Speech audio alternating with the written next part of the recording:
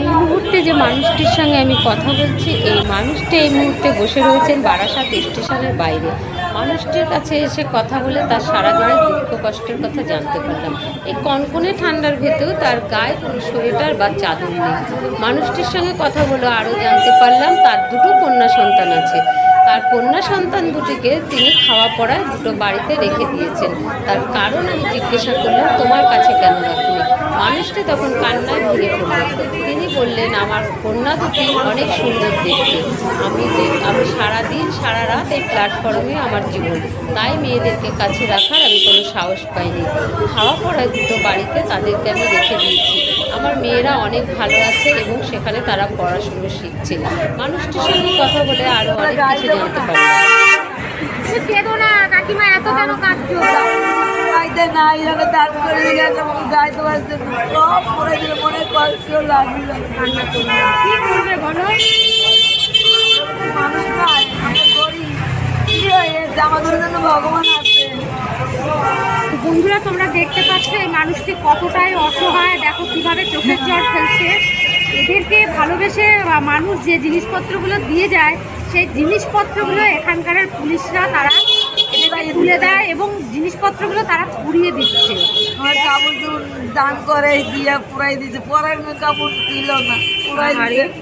তখন আমরা বলছি কি, এটা কিন্তু তোমরা ভালো করো নাই, দানের জিনিস পুরাই দিচ্ছ। বলতে বলতে সরাই রাখো, আমরা সরাই রাখতাম, বাগানে আগানে রেখে দিতাম। তাই তো কেঁদো না কাকিমা।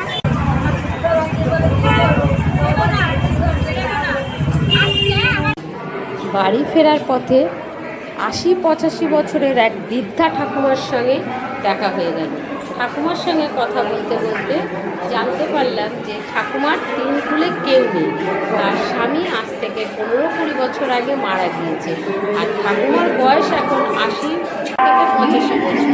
সে ভালোভাবে চোখে দেখতেও পায় না। তার ৩ কুলে কেউ নেই, তাই তাকে এই ব্রিজের নিচে বাইরে একজন দোকানদার দিদি আছেন। উনি প্রত্যেক দিন ওনাকে সকাল হলে এখানে বসিয়ে দিয়ে যায় এবং দোকান বন্ধ করে বাড়ি ফেরার পথে ওনাকে সঙ্গে করে নিয়ে যায়। ওনার সঙ্গে কথা বলে জানতে পারলাম যে উনি 2 দিন ধরে ভাত না খেয়ে আছেন। ওনার সঙ্গে কথা বলার পর আমি ওখান থেকে বেরিয়ে যাই। এবার ওনার জন্য ভাত এবং মাছ আমি নিয়ে আসি এবং সেটা ঠাকুমার হাতে আমি তুলে দিই। খাবারটা পেয়ে ঠাকুমা অনেকটাই খুশি হয়ে যায়, আমাকে অনেক আশীর্বাদও করতে শুরু করে।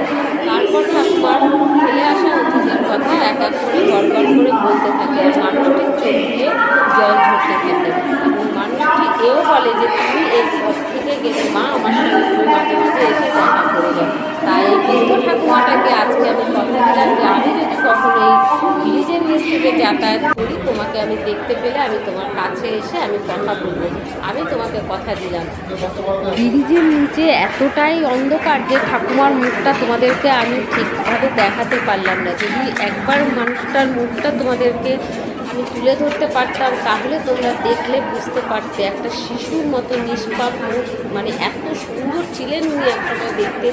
ওনার ৮৫ বছর বয়সেও ওনার এত সৌন্দর্য, এত গায়ে গ্ল্যামার, অথচ তার ভাগ্যটা এতই খারাপ যে সারাটা দিন এইভাবে পথের মধ্যে বসে থাকেন। ব্রিজের নিচে যে দোকানদার দিদি রয়েছেন, ওই দিদি কখন আসবে তার মুখের দিকে তাকিয়ে বসে থাকেন। সময় করে সেই দিদি এসে সঙ্গে করে নিয়ে যায় এবং তার বাড়ির বারান্দায় কোনো রকম রাতটা কাটায়। আবার সকাল হলে এই দিদি যখন স্টেশনের বাইরে এসে দোকান খুলে, তখন ঠাকুমাকে সঙ্গে করে নিয়ে আসে এবং এখানে বসিয়ে দেয়। এটাই হচ্ছে এই ৮৫ বছর বৃদ্ধ ঠাকুমার। আজ এই ঠাকুমার সঙ্গে কথা বলতে বলতে ঠাকুমার এত কষ্টের জীবনের কথা শুনে আজকে আমি নিজে চোখে জল ধরে রাখতে পারিনি। ওনার সঙ্গে যখন কথা বলে আমি বাইরে বেরিয়ে যাচ্ছিলাম, আজ আমার চোখ দিয়েও টকটক করে জল পড়লো যে আমাদের কার ভাগ্যে কী লেখা আছে আমরা কেউ বলতে পারি না। ওনারও সংসার ছিল, স্বামী ছিল, আর আজকে দেখো এই মানুষটির এই দুনিয়ায় কেউ নেই। এভাবেই সে পড়ে রয়েছে পথের মাঝে।